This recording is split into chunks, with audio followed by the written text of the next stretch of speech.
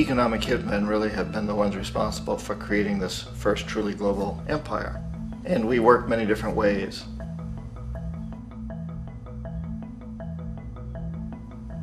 But perhaps the most common is that we will identify a country that has resources our corporations covet, like oil, and then arrange a huge loan to that country from the World Bank or one of its sister organizations.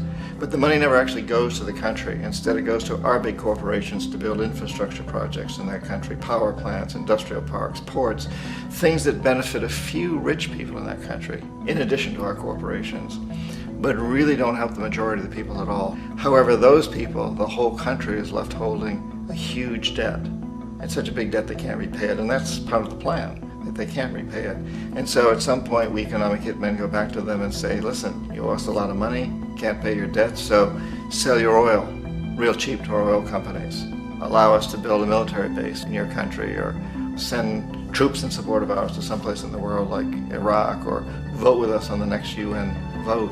To have their electric utility company privatized and their water and sewage system privatized and sold to U.S. corporations or other multinational corporations. So there was that whole mushrooming thing, and it's so typical of the way the IMF and the World Bank work, that you put a country in debt, it's such a big debt it can't pay it, and then you offer to refinance that debt and pay even more interest.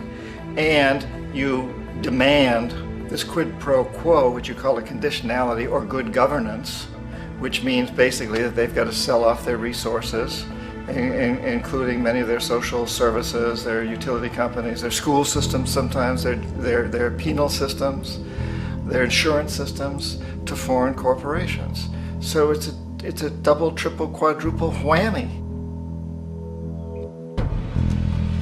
The precedent for economic hitmen really began back in the early 50s when democratically elected Mossadegh, who was elected in Iran. He was considered to be the hope for democracy in the Middle East and around the world. He was Time Magazine's Man of the Year. But one of the things that he'd run on and began to implement was the idea that foreign oil companies needed to pay the Iranian people a lot more for the oil that they were taking out of Iran. The Iranian people should benefit from their own oil. Strange policy. We didn't like that, of course. But we were afraid to do what we normally were doing, which was to send in the military. Instead, we sent in one CIA agent, Kermit Roosevelt, Teddy Roosevelt's relative. And Kermit went in with a few $1 million and was very, very effective and efficient. And in a short amount of time, he managed to get Mossadegh overthrown and brought in the Shah of Iran to replace him, who always was favorable to oil. And it was extremely effective. Mobs overflow Tehran. Army officers shout that Mossadegh has surrendered and his regime as virtual dictator of Iran is ended. Pictures of the Shah are paraded through the streets as sentiment reverses. The Shah is welcomed home. So back here in the United States, in Washington, people looked around and said, wow, that was easy and cheap. So this established a whole new way of manipulating countries, of creating empire. The only problem with Roosevelt was that he was a card-carrying CIA agent, and had he been caught, the ramifications could have been pretty serious. So very quickly at that point, the decision was made to use private consultants to channel the money through the World Bank or the IMF or one of the other such agencies, to bring in people like me who worked for private companies, so that if we got caught, there would be no governmental ramifications.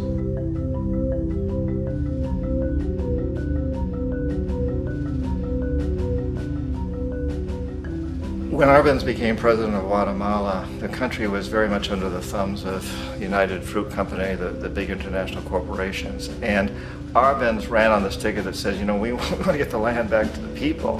And once he took power, he was implementing policies that would do exactly that, give land rights back to the people.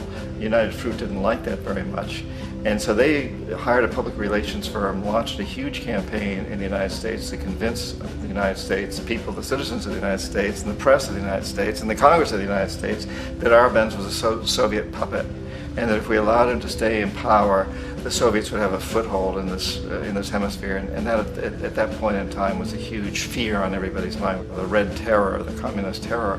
And so, to make a long story short, Out of this public relations campaign came a commitment on the part of the CIA and the military to take this man out.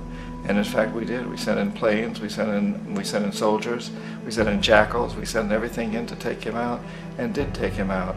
And as soon as he was removed from office, the new guy that took over after him basically reinstated everything to the big international corporations, including United Fruit.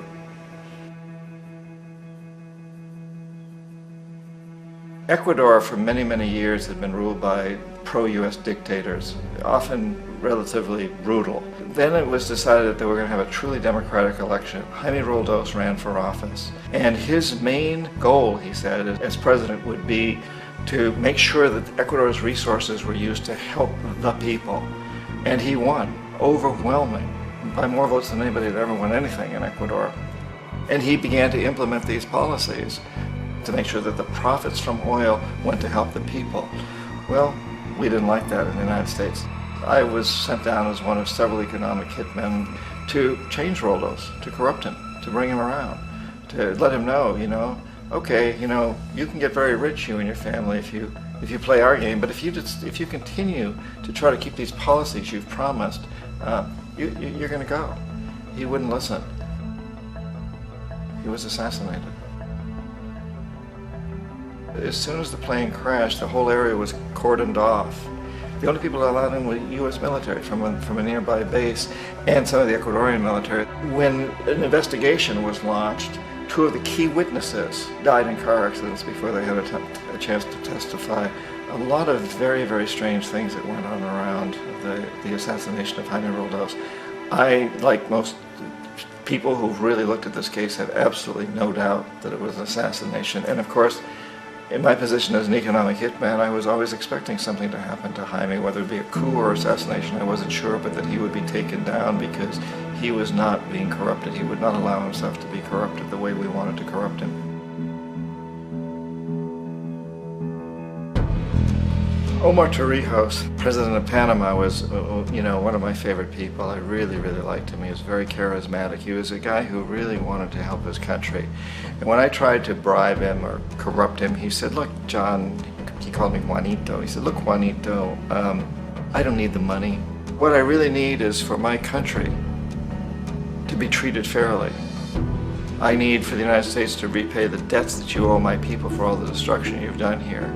I need to be in a position where I can help other Latin American countries win their independence and be free of this terrible presence from the north that you people are exploiting us so badly.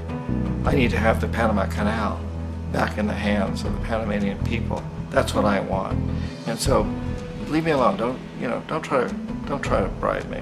It was 1981, and in May, Jaime Roldos was assassinated.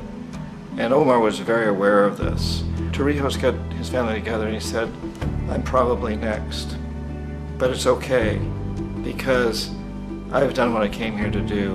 I've renegotiated the canal. The canal will now be in our hands. He just finished negotiating the treaty with Jimmy Carter. In June of that same year, just a couple of months later, he also went down in an airplane crash, which there's no question was executed by CIA-sponsored jackals. Tremendous amount of evidence that one of Torrijos' security guards handed him at the last moment as he was getting on the plane a tape recorder, a small tape recorder that contained a bomb.